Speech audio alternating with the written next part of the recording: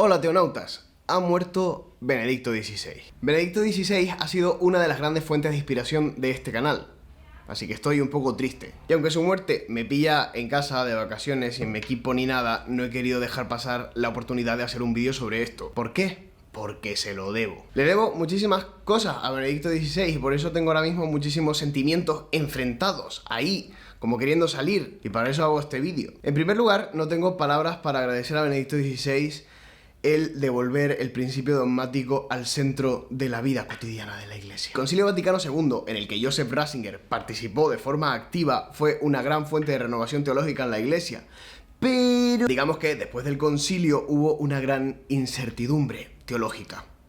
La Iglesia se sumió en un estado bastante indeseable desde el punto de vista doctrinal, y aquellos que habían posibilitado esa necesaria renovación de la teología, luego se echaron las manos a la cabeza con lo que pasó después.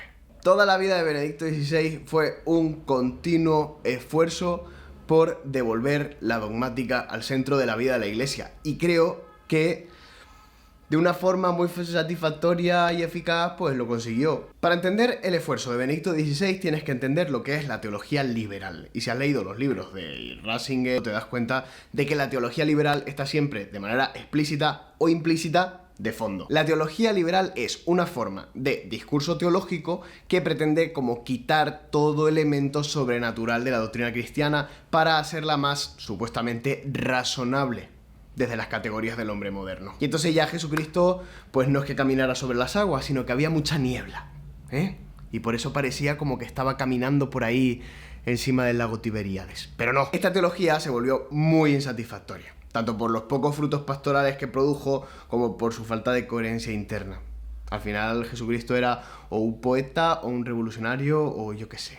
Claro, en el fondo, el supuesto de la teología liberal es que en el fondo la fe, esto está sujeta a nuestras categorías, nuestras opiniones, nuestras estructuras de pensamiento del tiempo presente. Por tanto hay que adaptarlo todo. Esto es lo que Benedicto XVI llamó dictadura del relativismo, o al menos uno de sus síntomas eclesiales. Benedicto no solo intervino de manera directa en la elaboración del catecismo de la Iglesia, que manejamos hoy todos los días, o al menos yo. La clase de religión, en este canal de YouTube, en todas las conferencias que doy, siempre está el catecismo.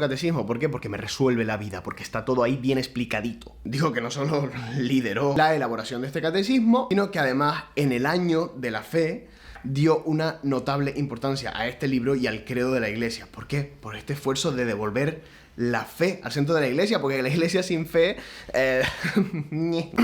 Es que si yo te digo todo lo que me ha ayudado a mí la obra teológica de Benedicto XVI, es que no te lo creerías. Mucha gente considera a Benedicto XVI el salvador, entre comillas, de su propia fe. ¿Por qué? Porque han tenido algo a lo que agarrarse. Porque si tú quieres ser católico y agarrarte a la teología de Leonardo Boff, pues no, que no tiende a perseverar. De hecho, autores como Leonardo Boff ya es que yo creo que han quedado en unos círculos un tanto ya pasados de moda, digamos. En cambio, el tirón teológico de Benedicto XVI está en alza, está subiendo en bolsa. ¿Por qué? Porque necesitamos un sólido fundamento de nuestra fe. Alguien que nos diga las cosas en serio y hasta las últimas consecuencias, sin descuentos, ni rebajas, ni café descafeinado. Podrás discutir y decir, oye, pero es que no solo la fe es una cosa etérea, sino que tiene que encarnarse en la cultura presente. Tiene que hacerse lógico, tiene que ser fiel al hombre contemporáneo. Y yo te diré, sí, eso es lo que pretendió hacer Benedicto. Como te digo, Benedicto XVI participó de manera activa en el Concilio Vaticano II. Quiso la renovación de la Iglesia, quiso ser fiel al hombre contemporáneo y que el Evangelio volviera a ser significativo. Claro que sí. De hecho, hay una frase muy famosa de Introducción al Cristianismo, que es uno de los libros más famosos de Joseph Ratzinger, en el que ya advierte que el cristianismo primitivo optó por una elección purificadora, que era la de dialogar con los filósofos, no con los poetas, entendido en un sentido superficial. El cristianismo se debe a la razón, porque es una religión lógica, en el sentido profundo de que el logos se ha hecho carne. Por tanto, el cristianismo sí tiene que ser razonable, hay que descubrir la razonabilidad de la fe.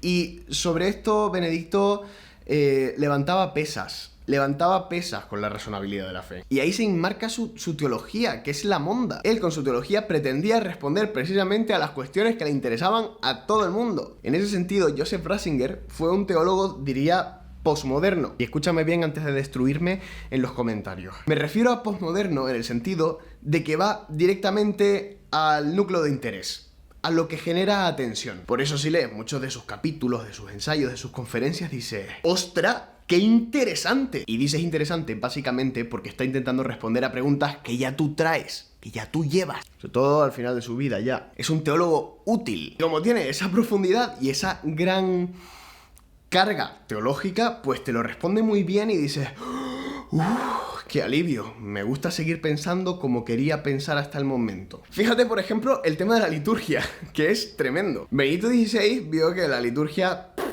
sobre todo en los años 70, se vino abajo la cosa por diversos motivos. Y él escribe una serie de libros que te recomiendo vivamente, especialmente Introducción al Espíritu de la Liturgia, siguiendo la estela de Romano Guardini, en la que da una meneada a todo este tema que a mí personalmente me transformó por completo. Yo cuando leí la teología litúrgica de Benedicto XVI ya nunca más pude volver a pensar igual. Sobre eso hemos hablado mucho en este canal, tienes ejemplos, vídeos en los que hemos hablado de la reforma posconciliar. Aquí te los dejo por si quieres verlos. Y es que en Benedicto me da a mí la sensación, que al igual me equivoco, pero en Benedicto se da muy bien esto de autoridad y sencillez, seriedad y alegría, autoridad y humildad. Y no nos explica que un papa que tuviera las ideas tan claras y que fuera tan fuerte en sus convicciones, al final renunciara, como lo más normal del mundo. A mí es que, de verdad, me encanta Benedicto y me emociona un poquito hablando de él,